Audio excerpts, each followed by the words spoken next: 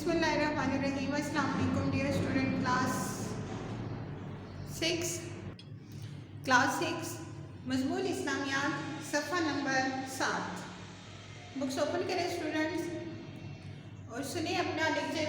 इससे पहले बाब अव्वल यानी फर्स्ट चैप्टर में मैंने आपको सूरह अल-नशर, सूरह 3, सूरह कदर और उसके बाद कुछ पुरानी आयत थी जो मैं आप लोगों को पढ़ा चुकी हूँ। इसके बाद एक्सरसाइज भी जो फिलिंग द ब्लैंक्स मैंने आपको खुद ही कहा था कि आप लोग ये घर में कर लें, तो आई होप कि आप लोगों ने वो काम किया होगा। आज हमने क्या करना है, आज हमने बाब 2 स्टार्ट करनी है। इसका अनवान है अमानियात और इबादत। क्या टॉपिक है? ईमानियात और इबादत। इसमें सिर्फ टॉपिक है अल्लाह ताला पर ईमान। अल्लाह ताला पर ईमान में से है कि ईमान का मफ़हूम। सबसे पहले हम यहाँ पे आपको मैं पढ़ाऊँगी ईमान का मफ़हूम, कि ईमान का मफ़हूम क्या है, इससे मुराद क्या है, तभी आपको इसकी समझ आएगी। ठीक है, तो ईमान से मुराद मान लेना, दिल से तस्लीम कर लेना, यानी हक़ को हकीकत जानकर इस पर यकीन कायम कर लेना, यानी हक़ को हकीकत जानकर इस यकीन कायम कर लेना कि हर मुसलमान का ईमान है कि अल्लाह ताला एक है, वो हमेशा से है और हमेशा रहेगा, इसका कोई शरीक नहीं। वो कायनात यानी आसमान, ज़मीन, चाँद, सूरज, सितारे और सियारे वगैरह को पैदा करने वाला है। आप लोगों को पता है कि अल्लाह ताला एक है और हमें इस बात का ईमान है, अक़ीदा है कि इसके अल्लाह ताला हमेशा से है और हमेशा रहेगा और इसका कोई शरीक नहीं है। कायनात में जितनी भी चीज़ें आपको नज़र आती हैं, यानी आसमान, ज़मीन, चाँद, सूरज, सितारे वगैरह, वो कौन, उसका पैदा करने वाला कौन है? वो है अल्लाह ताला। और कायनात में मौजूद हर चीज़ का मालिक है, वही सबको रिज़्क़ देने वाला और वही सबको पालने वाला है। कायनात की कोई चीज़ उससे पोशीदा नहीं, उसी के पास ज़िंदगी और मौत का इख्तियार है। सिर्फ़ और सिर्फ इख्तियार किसको है? हमारी ज़िंदगी और मौत का सिर्फ अल्लाह ताला के साथ ही इख्तियार है, के पास ही है।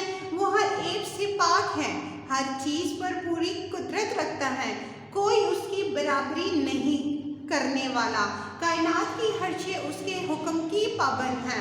ईमान में भी ये शामिल है कि अल्लाह ताला की ज़ात पर पुख्ता यकीन रखा जाए, सिर्फ उसी को इबादत के लायक समझा जाए, उसकी ज़ात और सिफ़ात में किसी को शरीक ना ठहराया जाए। अल्लाह ताला की तरफ से इंसानों के हिदायत के लिए भेजी गई आसमानी किताबों और तमाम अंबिया और रसूलों को सच्चा तस्लीम किया जाए। यानी इस दुनिया में कितने अंबिया किराम आए, 1,24,000 कम व बेश आए, लेकिन उस पर भी हमारा अक़ीदा है, हमें उस पर भी अक़ीदा रखना चाहिए। ठीक है, और हज़रत मोहम्मद सल्लल्लाहु अलैहि वसल्लम को क़यामत तक के लिए आखिरी रसूल और आखिरी नबी तस्लीम किया जाए, और कुरान मजीद में को अल्लाह ताला की भेजी हुई आखिरी किताब तस्लीम किया जाए, कि अल्लाह ताला की किताब जो है वो किस पे नाज़िल हुई थी? वो हज़रत मोहम्मद सल्लल्लाहु अलैहि वसल्लम पे नाज़िल हुई थी, और ये है हमारे ईमान और इस पे अक़ीदा ही है। फिर उसके बाद दूसरा टॉपिक है अल्लाह ताला पर ईमान का मतलब समझ आई होगी। फिर उसके बाद है तौहीद। तौहीद का क्या है कि तौहीद का मानी और मफ़हूम मैं आपको पढ़ाती हूँ कि तौहीद सिर्फ हम अल्लाह ताला के लिए ही लफ्ज़ यूज़ कर सकते हैं, इस्तेमाल कर सकते हैं, कि तौहीद के मानी अल्लाह ताला के एक होने पर यकीन रखना है, यानी अल्लाह ताला को वाहिद, यकता और एक मानना और एक जानना है, और अल्लाह ताला की ज़ात और सिफ़ात में किसी गैर को शरीक ना करना है। अक़ीदा तौहीद ईमान की बुनियाद है।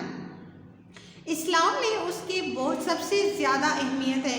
तमाम अंबिया अलैहिस्सलाम तालीम लेकर दुनिया में आए, यही तालीम दुनिया में आए और तौहीद के बारे में इरशाद बारी ताना है। बोर्ड में मैंने व इलाहुकुम इलाहुन वाहिद लैसा कमिस्लिही शैउन व इलाहुकुम इलाहुन वाहिद, और लोगों तुम्हारा माबूद खुदाए वाहिद है, یعنی عبادت کرنے والا ہمارا معبود کیا ہے، کون ہے؟ وہ صرف وہ خدائے واحد ہے جو ایک ہے۔ یہ کون سی سورت میں ہے؟ یہ سورہ البقرہ آیت نمبر 163 میں ذکر ہے۔ پھر ہے الیس کمثلہ شیء، ترجمہ اسی چیز، اس جیسی کوئی چیز نہیں، اس جیسی کوئی چیز نہیں، مطلب اللہ تعالیٰ کی طرح کوئی چیز نہیں۔ ضروری ہے کہ تمام مشکلات اور مصائب میں صرف اسی پر بھروسہ کیا جائے اور اسی سے مدد طلب کی جائے، جیسے کہ سورہ الفاتحہ میں ہے۔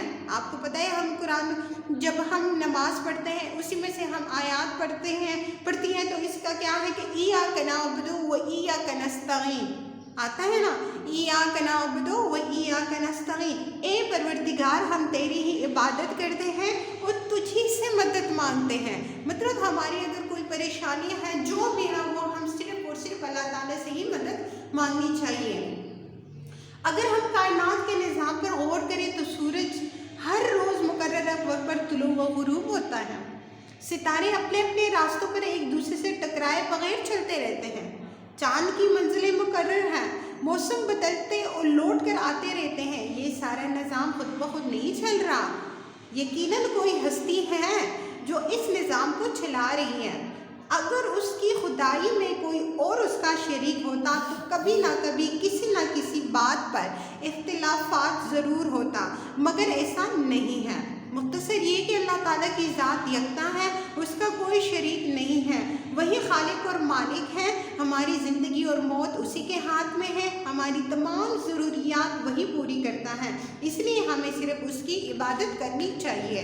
قرآن پاک میں ارشاد باری تعالیٰ ہے، ایک اور سورت میں ہے، سورہ النساء آیت نمبر 36 میں ہے، وَاعْبُدُوا اللَّهَ وَلَا تُشْرِكُوا بِهِ شَيْئًا، اور اللہ ہی کی عبادت کرو اور اس کے ساتھ کسی کو شریک نہ بناؤ۔ اللہ تعالیٰ سے ہر حال میں مدد مانگی جائے اور اس کے سوا کسی کا ڈر یا خوف انسان کے دل میں نہ ہونی چاہیے، اس کے احکام کو اس کی مرضی کے مطابق پورا کیا جائے۔ عقیدہ توحید کی وجہ سے مسلمان کے اندر جرت، بہادری، صبر، توکل اور یقین جیسے صفات پیدا ہوتی ہیں۔ عقیدہ توحید کے ماننے والوں میں اتحاد، مساوات اور اخوت جیسی خوبیاں بھی پیدا ہوتی ہیں۔ سمجھ آئی ہوگی کلاس 6؟ امید رکھتی ہوں کہ آپ لوگوں نے اس چیپٹر کو بھی گھر میں اچھی طرح سے پڑھنی ہے، ریڈ آؤٹ کرنی ہے، ٹھیک ہے؟ تو یہ آپ لوگوں کو تو میں نے سمجھا دیا، لیکن بک میں بھی سے میں نے آپ کو یہ بتانا ہے کہ صفحہ نمبر 6، صفحہ نمبر 8، ٹھیک ہے؟ صفحہ نمبر 6 اور 8 اس میں بھی ہے اللہ تعالیٰ فرمان، ایمان کا مفہوم، توحید معنی اور مفہوم، اس میں قرآنی آیات، پھر اس کے بعد یہ بھی قرآنی آیات ہے، اس کو اچھی طرح ریڈ آؤٹ کر لیں، پھر اس کے بعد نیکسٹ لیکچر میں انشاءاللہ آپ کو اس کی ایکسرسائز کرواؤں گی۔ اوکے، بیسٹ آف لک، اللہ حافظ، تھینک یو۔